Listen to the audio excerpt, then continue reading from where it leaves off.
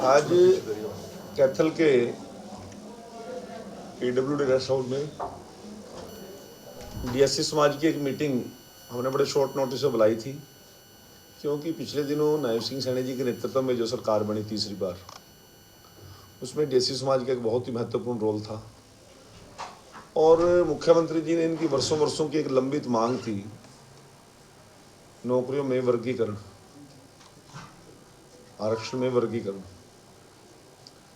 और ये बड़ा लंबा मामला था। 1982 से हमारे बहुत से ऐसे समाज सेवी, धार्मिक, राजनीतिक लोगों ने एक लंबी लड़ाई लड़ी और 1994 में भजनलाल सरकार ने हमें लाभ दिया। परंतु 2004 आते आते भूपेंद्र सिंह हुड्डा की 5 की सरकार बनते बनते वो सरकार की एक गलत नीति के कारण उस वर्गीकरण में हमें वंचित होना पड़ा। और एक लंबी लड़ाई उसके बाद शुरू हुई 2005 से लेकर 2024 तक। माननीय सर्वोच्च न्यायालय तक का मामला था, परंतु सरकारों की ढुलमुल रीति नीति के कारण वो हमारा काम सिरे नहीं चढ़ रहा था। परंतु चुनाव से पहले अगस्त 2024 में सुप्रीम कोर्ट का 5 सीटिंग जज ने फैसला दिया और हमारे लोगों को उस वर्गीकरण के लाभ के लिए सरकार को हिदायत दी कि किसी भी प्रदेश की सरकार यदि चाहेगी कि उनको लगता है कि शोषित पीड़ित वर्ग के साथ अन्याय हो रहा है, तो वो निर्णय ले सकते हैं। और किसी प्रांत ने शायद निर्णय नहीं लिया, परंतु हरियाणा की नायब सिंह सैनी की सरकार ने बहुत बड़ा निर्णय लिया। परंतु जैसे ही कैबिनेट में वो पास करने की बात है, इन बिटवीन वो आचार संहिता लग गई, तो सरकार भी हेल्पलेस होगी। परंतु नायब सिंह सैनी जी ने और हमारी बीजेपी की पार्टी ने निर्णय लिया कि हम संकल्प पत्र के साथ ही जनता के बीच में जाएंगे और लोगों को एक विश्वास दिया कि आप हमें दूसरी बार तीसरी बार प्रदेश में सरकार बनाने का मौका दें, हमारा सहयोग समर्थन करें। तो जैसे ही हमारी सरकार बनेगी, हम पहली कलम से हरियाणा प्रदेश के अंदर DSC वर्ग को वर्गीकरण में, आरक्षण में वर्गीकरण देने का काम करेंगे। 17 तारीख को हमारे माननीय मुख्यमंत्री नायब सिंह सैनी जी के नेतृत्व में हरियाणा प्रदेश में बीजेपी की तीसरी बार लगातार सरकार बनी और अगले दिन ही कैबिनेट मीटिंग के अंदर नायब सिंह सैनी जी ने पहली कलम से सिर्फ एक ही एजेंडे पे मोहर लगा दी कि हम वर्गीकरण में, आरक्षण में वर्गीकरण लोगों को देंगे। तो वर्षों वर्षों का इनका जख्म था, शोषित पीड़ित लोगों की एक लड़ाई थी। उस लड़ाई को ये विजय हुए, सरकार के आशीर्वाद से और सहयोग से हुए, सर्वोच्च न्यायालय के आदेश से हुए। तो हमने मुख्यमंत्री जी को मुख्यमंत्री आवास में जाकर आभार प्रकट किया। लगभग 300-400 प्रबुद्ध जन लोग थे वहाँ पर। उसमें संत समाज के लोग भी थे, राजनीतिज्ञ भी थे, सामाजिक संगठन भी थे, कई संस्थाओं के लोग थे, शैक्षणिक लोग भी थे। तो सभी ने एक बात की कि मुख्यमंत्री जी, लोगों में बहुत बड़ा उत्साह, आपने बहुत बड़ा काम किया है, हम आपका प्रांत स्तर पर एक बहुत बड़ा आयोजन करके आपका आभार प्रकट करने चाहते हैं। तो मुख्यमंत्री जी ने उस समय दिया और 24 तारीख तय की एकलव्य स्टेडियम जींद के अंदर ये सम्मान समारोह मुख्यमंत्री जी का DSC वर्ग द्वारा किया जाएगा।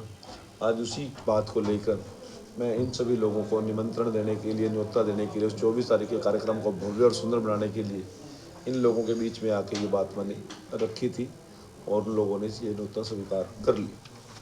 सर, जैसे विधानसभा चुनाव खत्म हुए सर, अपने यहाँ पे 5 डिस्ट्रिक्ट हैं सर, 5 डिस्ट्रिक्टों में बीजेपी की 6 सीटें आई हैं सर, तो आगे की रणनीति क्या रहेगी सर इसमें जी?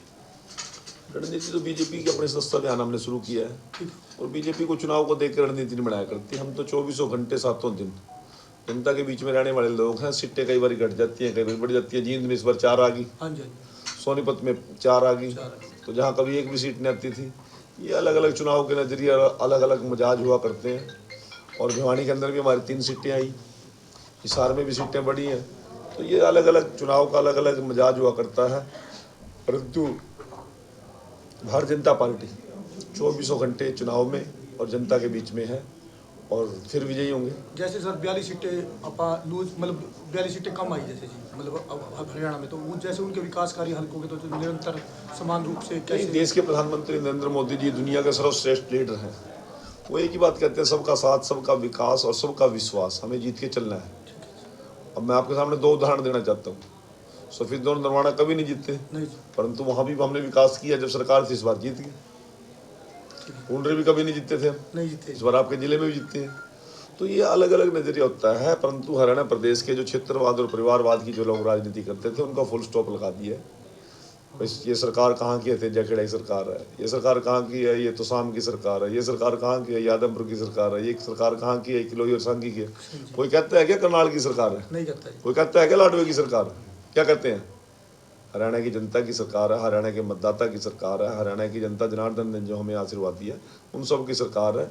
पहले भी हमने विकास कार्यों में कमी नहीं छोड़ी, आगे भी नहीं छोड़ेंगे। कांग्रेसी नेता एक्सीडेंटल कहते हैं मुख्यमंत्री जी को नायब सैनिक, उसके बारे में आप क्या कहेंगे सर? कौन कहते हैं? कांग्रेसी नेता जी कहते हैं कि एक्सीडेंटल मुख्यमंत्री उरी रहो तुम पूछ लो, मन के पूछो उसी ने पूछो क्या था मैंने क्या टिप्पणी करनी है उस पर।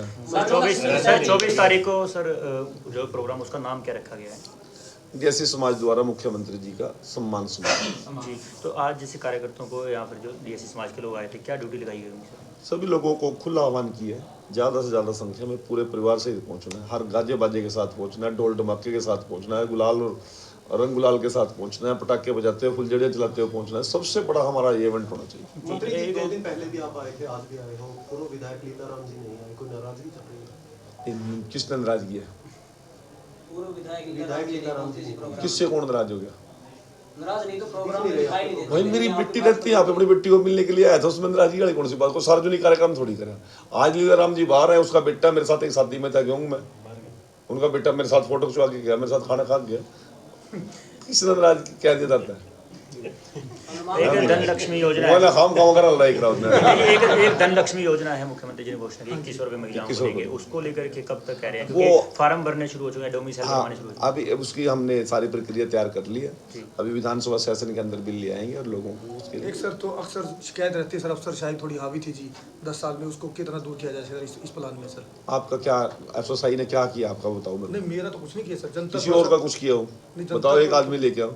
नायब सिंह सैनी खुद कहते हैं कि चूड़ी टाइट कर दी जाएगी, तो क्या सही है भी थी? अब क्या क्या मुख्यमंत्री जी, मैं मुख्यमंत्री जी की बातों का जवाब थोड़ी दूंगा, परंतु एक बात कहता हूँ, वो अफसर भी हमारे परिवार के लोग अपने लोग हैं, किसी की चूड़ी चाड़ी टाइट का अलग विषय है। बैलेट पेपर में हारिए भाजपा। सुनो, परंतु मैं एक बात कहता हूँ, हम योजनाएं बना सकते हैं, बजट ला सकते हैं, एग्जीक्यूशन अधिकारियों का काम है।